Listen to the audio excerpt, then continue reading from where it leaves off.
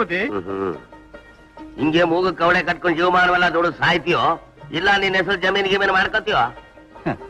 ಆ ದ್ಯಾವ್ರಂತ ದಣಿನೇ ನಂಗಿರುವಾಗ ನನ್ಗ್ಯಾಕ್ ಬುದ್ಧಿ ಆಸ್ತಿ ಪಾಸ್ತಿ? ಅಯ್ಯೋ ಬೆಪ್ಪೆ, ಕಾಲ ಮುಂದೆ ಹೋಗ್ತಾ ಇದ್ರೆ ಹಿಂದೆ ಬರ್ತಿದೆಯಲ್ಲೋ. ನೋಡು, 1 ಪೈಸಾ ಖರ್ಚಿಲ್ದಂಗೆ ಈ ಜಮೀನ್ ನಿನ್ನ ಹೆಸರಿಗೆ ಮಾಡಿಸ್ಕೊಡ್ಲಾ? ಹಾಲ್ ಕುಡ್ದ ಮಕ್ಳೇ ಬದುಕಾಕಿಲ್ಲ, ಈ ನಿಸಾ ಕುಡ್ದವ್ ಬದುಕ್ತಾವ.